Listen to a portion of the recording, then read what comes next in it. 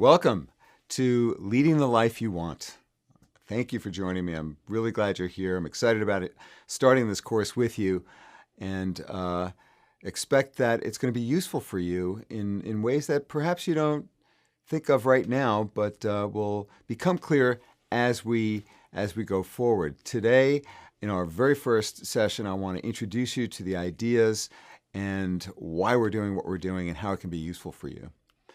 If you're like most of the business professionals, people in all walks of life that I run into in my work, you're probably feeling somewhat overwhelmed, perhaps distracted when you're with people, thinking about other things that are intruding on your mind because of the access that everybody has to you through digital devices, a sense of stress, and most importantly, the complaint that I hear most from people interested in this work and the research practice teaching that I've been doing that I'm going to be sharing with you in this class is wanting a greater sense of meaning or purpose in their work to pervade all parts of their lives, a greater sense of meaning and connection to others and to something bigger than themselves, to feel proud of what it is that you do and of the legacy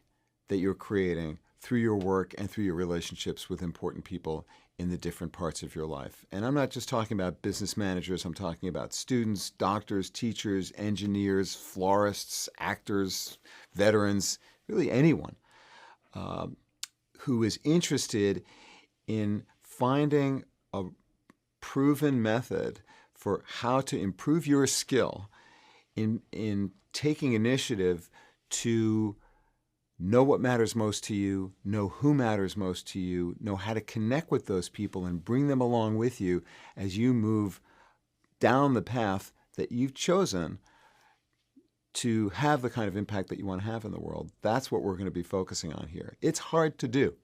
It's hard to do. But there are ways of improving your skill, your capacity that I'm going to teach you here. And I think that you're going to find it a good use of your time. That is my goal, that I've dedicated my 30-plus year career to developing tools that you can use that are based on research and many, many years of practice with people in all walks of life all over the world. We are in the digital era, and we're just figuring out what it means to create the kind of attention and focus that the people and projects that matter most to you require of you. How do we manage our attention, our focus, the choices of what we invest our attention in? That's a big part of what we're going to be addressing here. The world is very different now, certainly than the world that I entered when I started teaching at the Wharton School in 1984. Yes, I'm that old. Things have changed a lot, not only the advent of the digital era, which has changed everything about how we communicate, but also about societal expectations for men and women. We did a study here comparing the class of 1992 when they graduated with the class of 2012 when they graduated to look at changes in values and aspirations and hopes and fears of our students over the course of this 20-year period. And one of the things that we found quite strikingly was how people feel about having kids. So we asked, do you plan to have or adopt children? Yes, probably, not sure, probably not, and no were the response alternatives. And in 1992, 79% said yes. In 2012, 42% said yes. I was shocked by this. I then did some further research, became kind of an amateur population demographer, and studied this question and realized it's not just Wharton kids, it's a general trend. And that's just one small indication of how things have changed in terms of the roles of men and women in our society that are in some ways advancing in a very positive way towards a more equal world, but is also creating all kinds of confusion as well as opportunity. The story, of course, is different for men and for women, and that's part of the context in which we are operating here and in which you've got to operate as a leader in the different parts of your life. It's a different landscape. that we are all navigating. And the question that we're addressing in this class that I'm expecting you're going to have a solider answer to, a more solid answer to by the time we're done, is this one. Are you leading the life you want? So this course is about leadership, and it's about integrating the different parts of your life. It's both, because that's what I found out through my research and practice over these many decades, that the principles and the skills required to advance your leadership capacity and integrate the different parts of your life, they're one and the same. And that's what we're going to be learning about in this class. Just a little bit of background about how I got into this.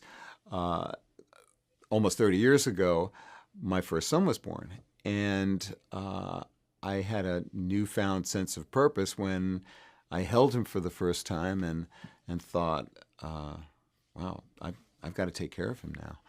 And that was something that I hadn't quite thought about in the same way before I met him as when I met him. It was really a transformational moment. And I couldn't get out of my head this idea that I now had to do everything I could in my work and in all parts of my life to create a world in which he would be nourished.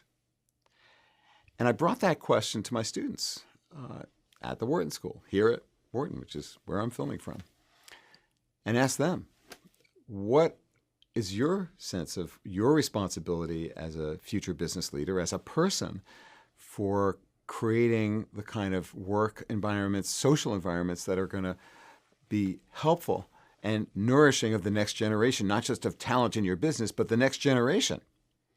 And I found that people were quite interested. Some were quite resentful, like, why are you bringing this up, Professor? Nobody cares about your kids, and how is that relevant for business life? And others were, hey, I want to know more about that. Can you tell us more about what we can do to grow as leaders, not just at work, but in all the different parts of our lives, and to create harmony among them? And I realized that that was the path I needed to pursue, and that's what I've been doing these last 30 years, is focusing on how to grow leadership capacity and how to integrate the different parts of life so that I can offer people like you ideas and tools that you can use to create more freedom, more harmony among the different parts of life as a leader in all of them.